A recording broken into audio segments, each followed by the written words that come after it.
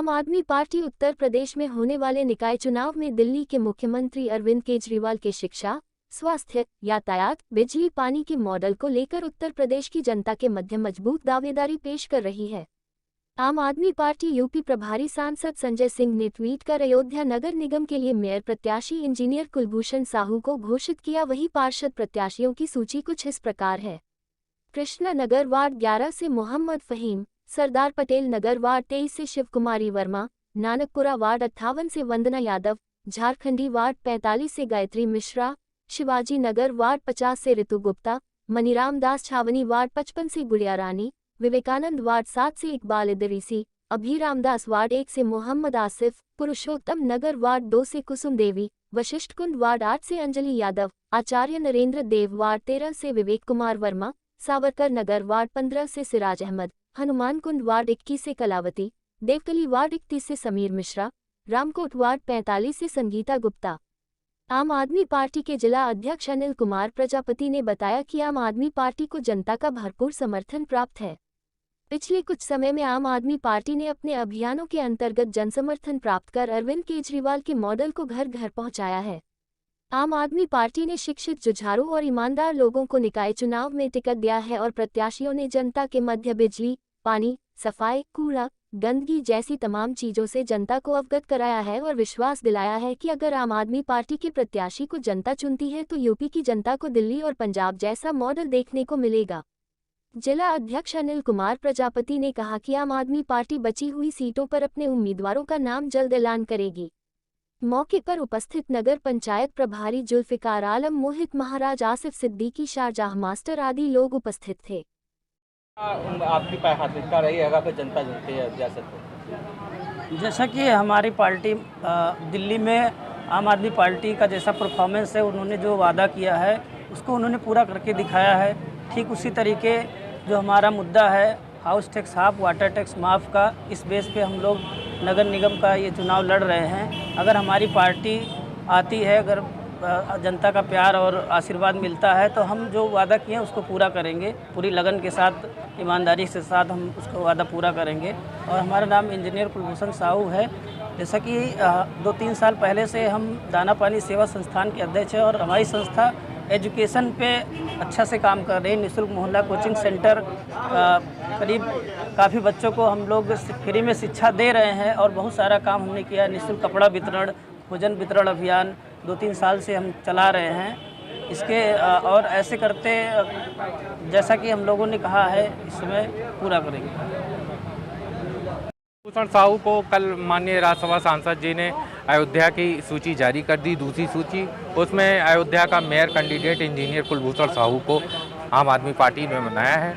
कुलभूषण साहू जो पुराने समाज सेवी हैं, दाना पानी सेवा संस्थान चलाते हैं और कोरोना काल में बहुत काम किया उन्होंने और गाँवों में निःशुल्क ट्यूशन भी चलाते हैं। जो है आप यूट्यूब पे देखेंगे तो दिखेगा कि जो है दाना पानी सेवा संस्थान का जो है अपना वीडियो है उस पर। और दूसरी चीज़ रही जनता को किस प्रकार से, तो हम आम आदमी पार्टी जो है इस बार नगर निगम में house tax half, water tax माफ और नगर निगम में किस तरह सड़कों पे पानी भर जाता है, बरसात में जल भराव हो जाता है, स्ट्रीट लाइटें नहीं जल रही हैं, टूटी फूटी हैं जो है, और पार्कों का सौंदर्यीकरण भी अभी बहुत बढ़िया नहीं है, पार्क ऐसे ही पड़ा है। तो इन्हीं सब का सौंदर्यीकरण करवाएंगे। आम आदमी पार्टी जनता को बताने का काम करेगी कि इस बार नगर निगम में हमारी सरकार बनती है तो आम आदमी party house tax half, water tax माफ, ये हमारा महत्वपूर्ण मुद्दा रहेगा। देखिए, सीटों तो जनता का वो फैसला है। जनता अगर आम आदमी पार्टी को प्यार और विश्वास देगी और वोटों में कन्वर्ट होगा, जैसे कि हम जनता को ये भी कहना चाहेंगे कि जनता ने सबको मौका दिया है, नगर निगम में सबको मौका दिया है। एक बार आम आदमी पार्टी, झाड़ू वाली पार्टी को मौका दे। नगर निगम का काम साफ सफाई और पार्कों का और जनता के बीच हमें भरपूर सहयोग और समर्थन मिल रहा है। अभी हमारा हाल ही में जो है सदस्यता कैंप चला, उसमें बहुत हमने करीबन 6-6.5 हज़ार सदस्य अयोध्या में आम आदमी पार्टी के बनाए। तो जनता को का बहुत प्यार और आशीर्वाद मिल रहा है और हमें उम्मीद है कि जनता इस बार नगर निगम में आम आदमी पार्टी की सरकार बनाएगी। अयोध्या के मनीराम दास छावनी वार्ड संख्या 55 से पार्षद पद की उम्मीदवार गुड़िया राइन ने आज तहसील परिसर में अपना नामांकन दाखिल किया। नामांकन पत्र दाखिल करने के बाद मीडिया से बात करते हुए गुड़िया राइन बताया कि आम आदमी पार्टी ने मुझ पर जो भरोसा दिखाया है उसके लिए मैं पार्टी के कार्यकर्ताओं का धन्यवाद करती हूं। मैं अपने वार्ड से जीतकर पार्टी के भरोसे पर खरा उतरने का प्रयास करूंगी। गुड़िया ने कहा कि यदि जनता ने अपना आशीर्वाद देकर मुझे जिताया तो वार्ड का विकास कराया जाएगा। उन्होंने कहा कि मेरी प्राथमिकता यह रहेगी कि अपने वार्ड में प्रत्येक हफ्ते में नुक्कड़ सभा और चौपाल लगाया जाएगा, जिसमें वार्ड के लोगों की समस्या को सुनकर उसको तत्काल प्रभाव से समाधान कराया जाएगा। इसके साथ साथ महिला सशक्तिकरण को देखते हुए वार्ड की महिलाओं को ज़्यादा से ज़्यादा आगे लाने का प्रयास किया जाएगा। आज हम आम आदमी पार्टी से मणिराम दास छावनी वार्ड संख्या 55 से हमने नामांकन किया है और मेरी ये योजनाएं रहेंगी कि हर हफ्ते में एक बार तो हम अपने वार्ड में मोहल्ला सभा या नुक्कड़ सभा ज़रूर से रखेंगे, ताकि हम अपने वार्ड के लोगों की जो समस्या हो उसे सुने और उसको समस्या का समाधान कर सकें। समस्या यह है कि एक हम महिला जिला अध्यक्ष होने के नाते आम आदमी पार्टी से हम नुक्कड़ सभाएं रखते हैं, हर जगह रखते हैं, 5 विधानसभाएं में रखते हैं। तो अभी जल्दी हमने सोचा कि जैसे कि हमें अपने वार्ड से चुनाव लड़ना है तो हम अपने वार्ड में ही नुक्कड़ सभा रखें, ताकि अपने वार्ड के जो हमारी जनता है इसकी जो भी समस्या है उसे सुने और पूरा करने की कोशिश करें। तो हमने देखा पशु चिकित्सालय पर हमने नुक्कड़ सभा रखा, वहाँ इतनी ज़्यादा गंदगी थी कि हद से ज़्यादा। फिर हमने नगर निगम में फ़ोन करके वहाँ की सफाई करवाई। फिर उसके बाद जो है वहाँ की जो महिलाएं थी सफाई हमारे पास और रोने लगी कि मैडम हमारे आवास के नाम पर आवास पास कराने के नाम पर लोग पैसा खा लिए हैं, यहाँ के जो पूर्व के पार्षद थे वो, और जो है हमारा विधवा पेंशन के नाम पे पैसा खाए हैं। हमारा बहुत ज़्यादा यहाँ की हालत बहुत ख़राब थी। जीत गई उस वार्ड से तो क्या करेंगे वार्ड के लिए? सबसे पहले तो वहाँ जो गड्ढा है, सीवर का पानी भरा हुआ है, नाली बह रही है, सफाई नहीं हो रहा है और गंदगी वहाँ पे इतना हद से ज़्यादा है, उसको हम साफ़ कराएंगे। और हम ऐसे पार्षद नहीं रहेंगे कि अपने वार्ड का सिर्फ सफाई करवा लें और पूरा महिला वैसे ही पड़ा रहने दें। महिला जिला अध्यक्ष गुड़िया राइन और आम आदमी पार्टी से प्रत्याशी वार्ड संख्या 55 मणिराम दास छावनी से चुनाव लड़ने वाले। पंचतेरा भाई त्यागी के संत विष्णु दास ने भारत को हिंदू राष्ट्र घोषित करने के लिए एक बार फिर से आवाज बुलंद की है और भारत के प्रधानमंत्री नरेंद्र मोदी जी से अनुग्रह निवेदन किया है कि भारत को जल्द से जल्द हिंदू राष्ट्र घोषित किया जाए। संत विष्णु दास ने कहा कि भारत अगर हिंदू राष्ट्र घोषित हो जाता तो जिस प्रकार हमारे देवी देवताओं पर पत्थर फेंके जाते हैं और संस्कृति सनातन धर्मों पर राम के अस्तित्व पर सवाल उठाते हैं वह नहीं उठाते। मैं भारत के प्रधानमंत्री जी से निवेदन करता हूं कि भारत को हिंदू राष्ट्र जल्द से जल्द घोषित किया जाए। भारत को हिंदू राष्ट्र घोषित करने के लिए कितने महात्माओं ने आवाज उठाई है, इसलिए जल्द से जल्द भारत को हिंदू राष्ट्र घोषित किया जाए। प्रधानमंत्री जी से अनुग्रह निवेदन है कि भारत को जो भारत भूमि है उसको राष्ट्र अवश्य करना, हिंदू राष्ट्र होना चाहिए जल्द से जल्द। अगर आज हिंदू राष्ट्र हो जाता तो जिस प्रकार हमारे देवी देवता के शोभा यात्रों पर पथराव होता है और हमारे संस्कृति सनातन धर्मों पर हमारे राम के अस्तित्व पर सवाल उठाते हैं, वो नहीं उठाते। भारत के माननीय प्रधानमंत्री जी से अनुग्रह निवेदन करता हूं कि भारत को हिंदू राष्ट्र घोषित किया जाए जल्द से जल्द। कितने महात्मा हिंदू राष्ट्र की मांग को लेकर के आवाज उठाए, जगत गुरु परमहंसाचार्य ने उठाया। आगामी त्योहारों को लेकर सुरक्षा व्यवस्था सख्त की गई। त्योहार शांतिपूर्ण और सौहार्दपूर्ण वातावरण में संपन्न कराए जाएंगे। वहीं अयोध्या पहुंचे एडीजी जोन पीयूष मौर्य कहा कि लखनऊ जोन के सभी जनपदों में पुलिस अधिकारियों के द्वारा प्रबुद्ध वर्ग और धर्मगुरुओं के साथ बैठक की गई। सुप्रीम कोर्ट और शासन के निर्देशों से सभी को अवगत कराया गया है। सभी विभागों के साथ समन्वय स्थापित किया गया है। उन्होंने कहा कि बिजली विभाग, जल विभाग, नगर निगम की सफाई व्यवस्था को और भी बेहतर बनाने के लिए विभागों को निर्देशित किया गया है। त्योहार के मद्देनजर सभी को मिल सके उच्च स्तर की उत्कृष्ट व्यवस्था, इसका प्रयास किया जा रहा है। सुरक्षा को लेकर पुलिस की संवेदनशील स्थानों पर तैनाती की जाएगी। सौहार्दपूर्ण और शांतिपूर्ण वातावरण में त्योहार संपन्न कराए जाएंगे और दोनों धर्मों के लोग अपने धार्मिक मान्यताओं के अनुसार मनाएं। त्योहार ना हो किसी तरीके का व्यवधान, इसका प्रयास किया जाएगा।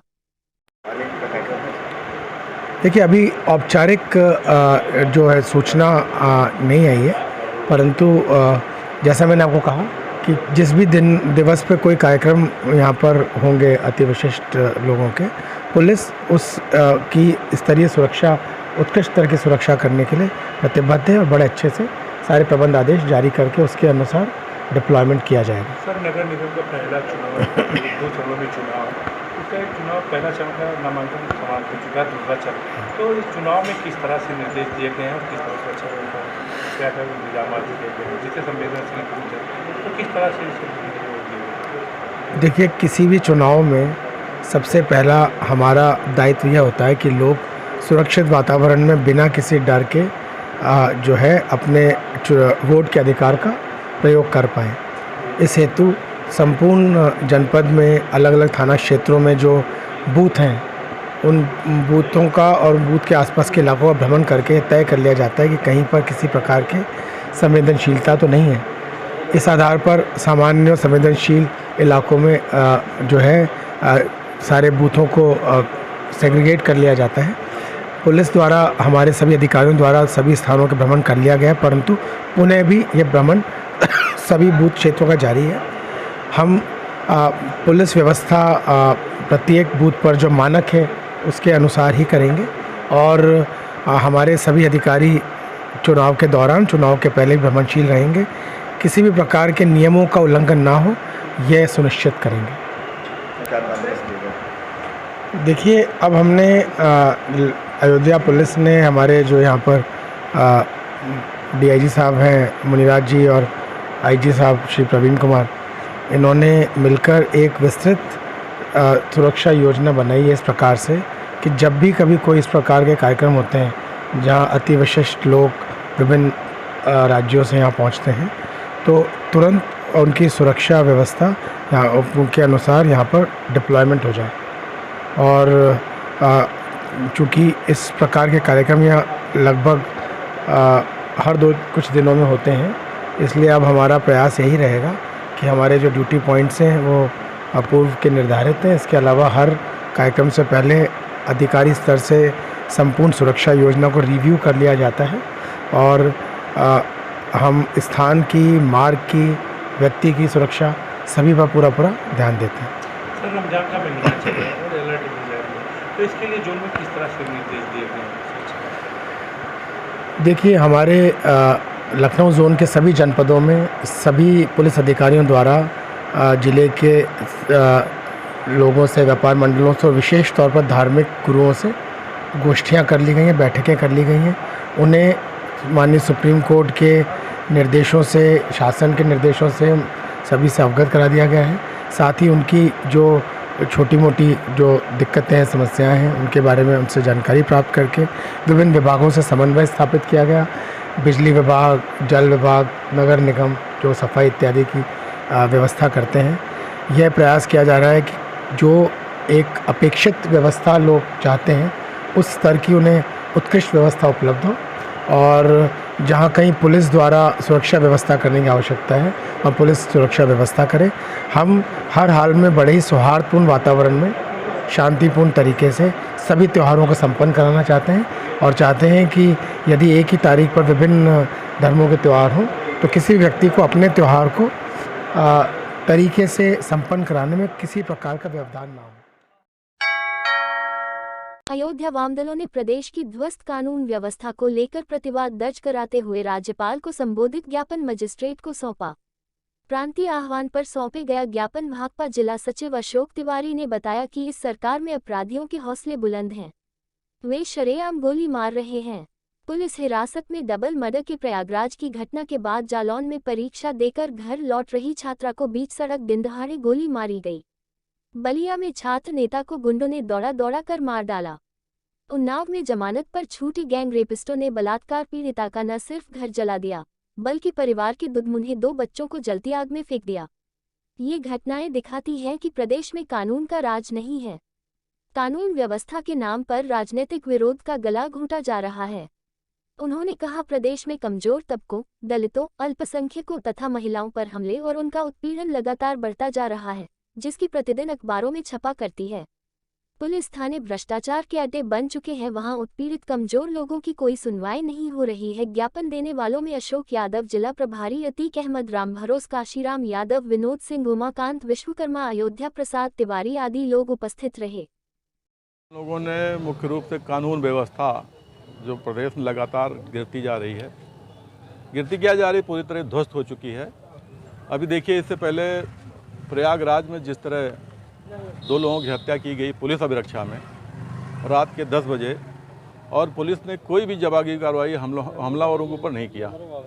और सबसे बड़ी बात यह है कि जब हमलावरों ने हत्या करने के बाद जो नारे लगाए, और उस घटना के लिए प्रदेश के मुख्यमंत्री और भाजपा के तमाम नेता जिस प्रकार का सांप्रदायिक विष घोल रहे हैं समाज में, और जिस तरह की बातें कर रहे हैं, उससे लग रहा है कि लगातार ये सांप्रदायिकता और ध्रुवीकरण के लिए ये पूरी तरह कोशिश में लगे हुए हैं।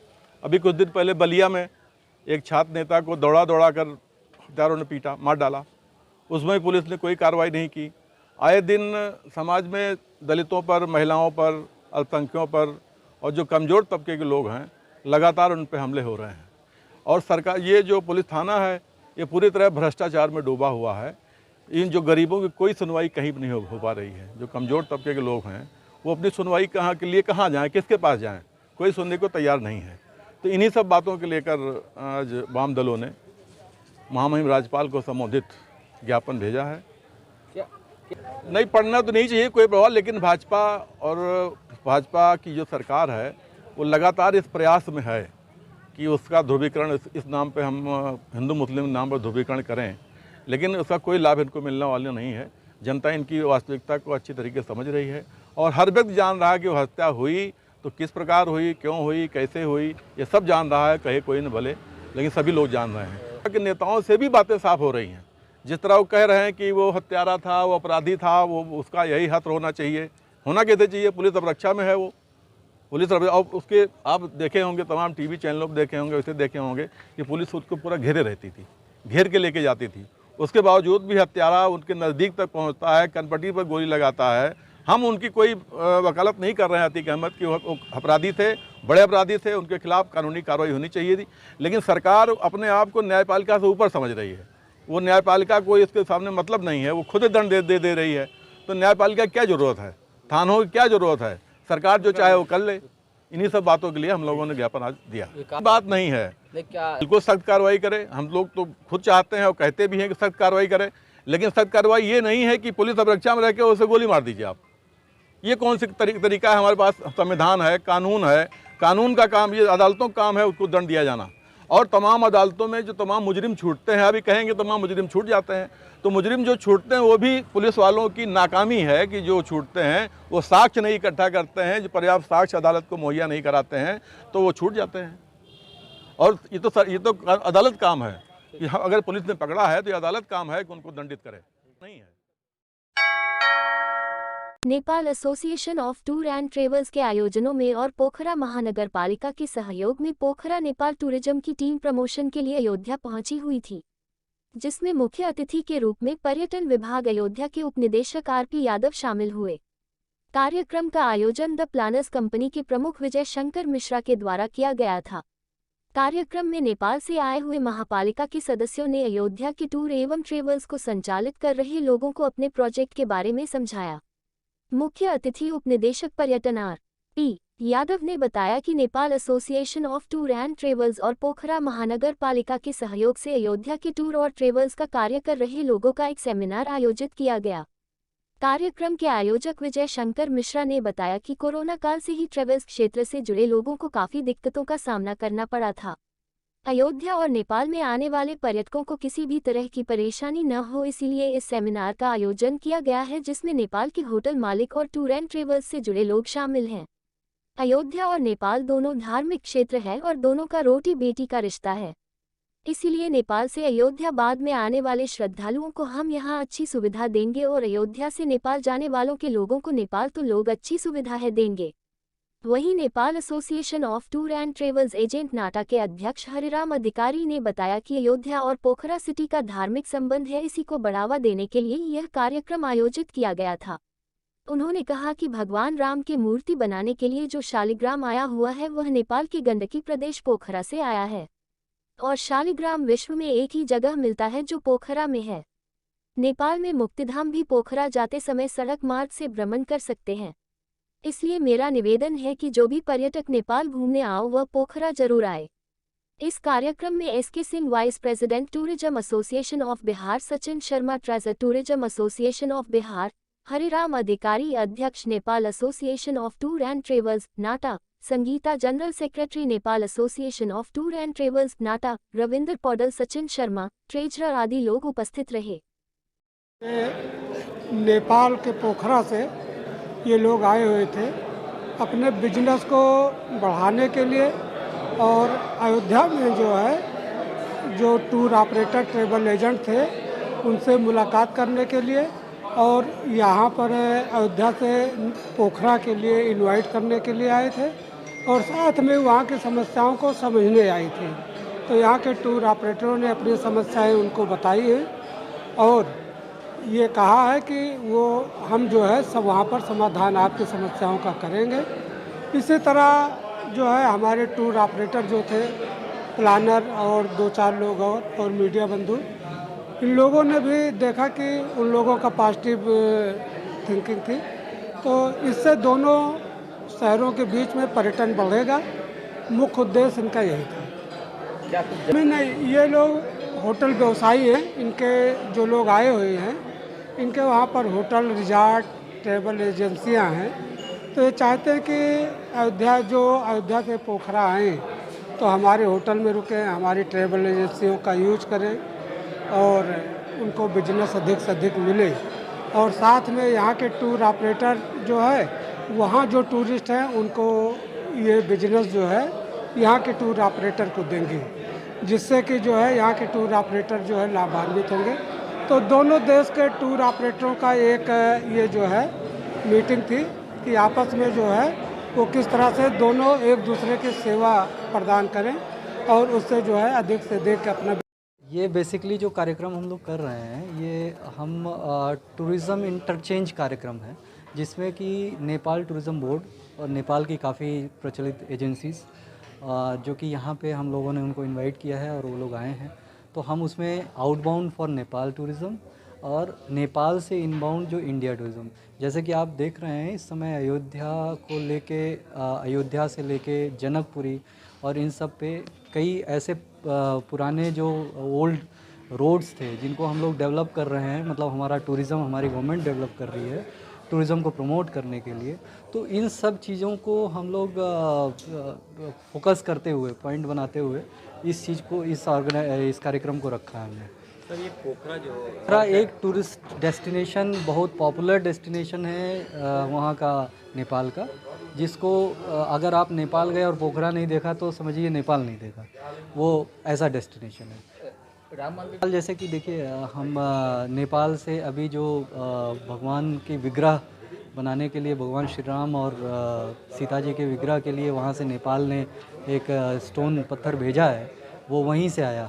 तो उन लोगों का काफ़ी सहयोग है और हम लोग आगे भी सहयोग की अपेक्षा करते हैं कि वहाँ से काफ़ी टूरिस्ट अयोध्या, वाराणसी, इन सब जगहों पे ज़रूर आएंगे भविष्य में, क्योंकि अयोध्या एक आने वाले टाइम में पिलग्रिमेज हब बनने जा रहा है। तो इस चीज़ को पहले वो विज़न में रखते हुए हम लोग इसको प्रमोट कर रहे हैं। आज कार्यक्रम में हमारे डिप्टी डायरेक्टर टूरिज़्म अयोध्या मंडल के आए हुए हैं। काफ़ी लोग, करीब 20 से 25 लोग जो नेपाल से ऑल द वे ट्रैवल करके आए हुए हैं, जिसमें कि वहाँ के टूरिज़्म एसोसिएशंस के हैं और काफ़ी अच्छी एजेंसीज़ के हैं, बड़ी एजेंसीज़ वाले हैं। और उसके अलावा यहाँ के लोकल जो हमारे टूरिज़्म एजेंसी के भाई लोग हैं वो हैं और यूपी टूरिज़्म के ऑफिशियल्स हैं। ये सारे लोग इसमें पार्टिसिपेट करें। कार्यक्रम के माध्यम से मैसेज हमारा, हाँ, इसमें क्या है कि हम नेपाल से आया हुआ है, लेकिन नेपाल के भी वो पर्यटकीय नगरी है जो पोखरा का प्रतिनिधित्व करते हैं हम लोग। उसके मकसद क्या है कि जो कोविड के बाद टूरिज़्म में जो असर किया है, उसके बाद हमने वो टूरिज़्म कहाँ से जल्दी से रिवाइव हो जाता है, रिकवर हो जाता है, वो प्लेस हम ढूंढने के लिए ये जगह में आया है। क्या है कि ये हमारे पोखरा से बहुत नज़दीक की दूरी में है, सड़क मार्ग से भी। और दूसरा बात क्या है, वो पोखरा सिटी और ये अयोध्या सिटी धार्मिक हिसाब से भी जुड़ा हुआ है, उसीलिए वही बताने के लिए हम यहाँ आया है। और हम सभी लोगों को अनुरोध करता है, जो संबंध हमारे बीच में स्थापित है वो संबंध बढ़ाने के लिए भी टूरिस्ट लोग को हम पोखरा इनवाइट करते हैं। और ज़्यादा क्या है, पोखरा किसी भी मौसम में आप लोग भ्रमण कर सकते हैं, वो ठंडी मौसम में भी, गर्मी मौसम में भी, उसका कोई फ़र्क नहीं पड़ेगा उधर जाने के लिए।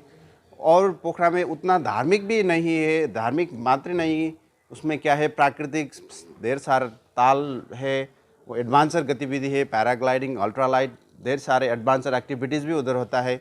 वो क्या है, उससे बड़ा बात जो स्नो माउंटेन है, वो पोखरा 800 मीटर से 8000 मीटर तक आप छोटी दूरी में वो। पवित्र रमजान माह के कल अंतिम शुक्रवार को शहर से देहात तक मस्जिदों में अलविदा की नमाज अदा की जाएगी, जिसको लेकर पुलिस व प्रशासन की ओर से सुरक्षा व्यवस्था के पुख्ता इंतजाम किए गए जाएंगे। इस दौरान जनपद के आला अधिकारी भ्रमण कर व्यवस्थाओं की शांति व्यवस्था की निगरानी कर रहे हैं। बता दें कि कल अलविदा की नमाज व ईद को लेकर सिविल पुलिस व पीएसी के जवानों ने शहर के मिश्रित आबादी में किया रूट मार्च किया। यह route march Ayodhya SP city Madhuban Singh, CO city Shailendra Kumar Singh व नगर कोतवाल अश्विनी कुमार पांडे ने सिविल पुलिस व पीएसी के जवानों के साथ किया गया। इस दौरान आवाम को सुरक्षा का भरोसा दिलाया। एसपी सिटी मधुबन सिंह ने बताया कि अलविदा की नमाज व 22 अप्रैल को संभावित ईद के त्योहार को लेकर रूट मार्च किया जा रहा है और आवाम को सुरक्षा व्यवस्था का भरोसा दिलाया जा रहा है। अलग अलग स्थानों पर भ्रमण हमारे सिविल पुलिस व पीएसी जवानों के साथ किया जा रहा है। किया गया है, क्या दिशा आगामी 21 तारीख को अलविदा की नमाज और 22 या 23 तारीख को ईद का त्यौहार मनाया जाएगा। इसके संबंध में ये पुलिस बल के साथ कोतवाली नगर, सीओ सिटी और जो हमें पीएससी प्राप्त हुई, इसके साथ भ्रमण किया जा रहा। अलग अलग मोहल्लों में, अलग अलग स्थानों पर जो नमाज के दृष्टिकोण से या अन्य मिश्रित आबादी के दृष्टिकोण से जो महत्वपूर्ण मोहल्ले हैं, स्थान हैं, उनका भ्रमण किया गया है। और अभी ये भ्रमण और चल रहा है, अन्य और स्थानों पर भी भ्रमण किया जाएगा। कहाँ से कहाँ तक पुलिस बात कर रहे हैं? पहले तो आपको बता दें कि ये नामांकन चल रहा है इस समय। नगर निगम चुनाव में नामांकन प्रक्रिया चल रही है, तो उस नामांकन प्रक्रिया के जितने भी हमारे पॉइंट हैं वहाँ पर पीएससी को लेकर भ्रमण किया गया। इसके बाद इसको जो महिला थाना और सीओ सिटी साहब का ऑफिस है, वहाँ से लेके जो हमारा मुख्य चौराहा है रिकाबगंज, उससे लेके कशाबबाड़ा, और ये आप अभी देख रहे हैं कि ये मकबरा स्थान है यहाँ, और यहाँ से फिर आगे जो चौक, गुदली बाज़ार और आगे इसका भ्रमण किया जाएगा। सर, जैसे नामांकन भी बीच में पड़ रहा है, तो ऐसे में क्या दिशा निर्देश जो नामांकन करने वाले हैं उनके और क्या? हम लोग इन लोगों से, जो पार्टी के जो महत्वपूर्ण पदाधिकारी हैं, उन लोगों से वार्ता भी कर रहे हैं कि 22 तारीख को चूँकि ईद पड़ रही है और 21 तारीख को अलविदा की नमाज है, तो ज़्यादा भीड़ भाड़ लेके ना आएँ। और इन लोगों से ये भी वार्ता की जा रही है कि अगर सुविधाजनक हो तो 23 और 24 तारीख को